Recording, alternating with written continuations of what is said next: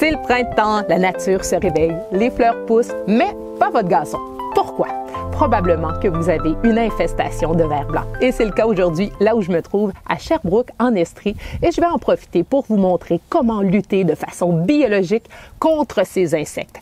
Mais le problème n'est pas seulement en Estrie, le problème au Québec est partout, de l'Outaouais jusqu'à Québec, en passant par Montréal, Montérégie, Mauricie, Lanaudière, les Laurentides, l'Estrie, bien sûr, et le cœur du Québec. Vous voulez savoir à quoi ça ressemble le ver blanc?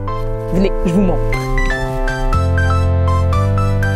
Un bon indice que vous avez une infestation de vers blanc au printemps, c'est quand votre gazon a l'air labouré. En fait, ce sont les ratons laveurs, les corneilles et les moufettes qui viennent chercher les vers blancs pour s'en nourrir. Ce sont vos alliés, même si parfois on n'apprécie pas toujours leur travail. Et finalement, pour vous assurer que vous avez des vers blancs, pour vraiment bien identifier le problème, prenez une motte de gazon, tirez dessus et vous allez voir, ça vient tout seul, il n'y a pratiquement aucune racine. Et là, vous allez les voir en quantité industrielle ici. Ce sont des vers blancs. Voici la bête. Pour bien lutter contre le ver blanc, il faut comprendre son cycle de vie parce que le problème ne date pas d'hier, il date de l'été dernier. Voici comment ça se passe. Il y a plusieurs types de vers blancs au Québec. En fait, le ver blanc, c'est le stade larvaire de plusieurs variétés de coléoptères, notamment les scarabées japonais, les hannetons communs et les hannetons européens, qu'on appelle en bon québécois des barbeaux. Le hanneton européen ou scarabée japonais ont un cycle de 1 an. Les adultes pondent leurs œufs dans le sol au début de l'été. Les œufs se transforment en larves qui se nourrissent des racines du gazon durant le reste de l'été. À l'automne, déjà, on peut commencer à observer les dégâts. Mais c'est au printemps que vraiment, ça nous saute aux yeux. Après le printemps, ils se transforment en nouveau en adultes et le cycle recommence. C'est important de comprendre le cycle de vie des vers blancs pour bien lutter en prévention. Parce qu'une fois que les dégâts sont faits, il ne reste qu'à s'armer d'un râteau, racler et ressemer.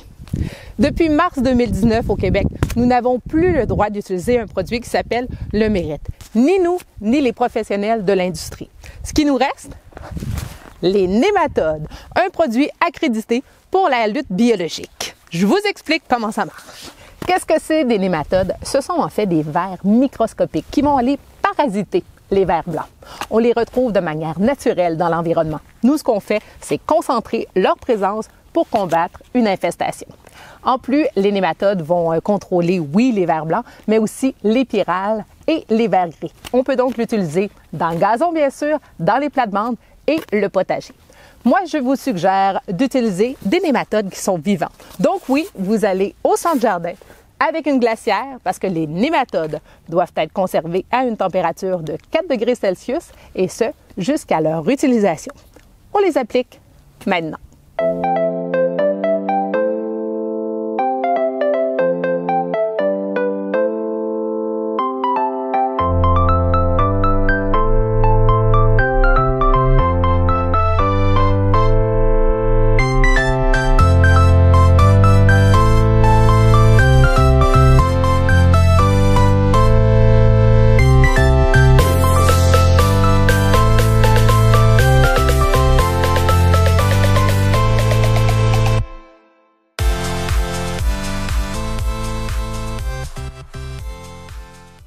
Quand les conditions gagnantes sont réunies, l'efficacité du traitement peut atteindre 80 %.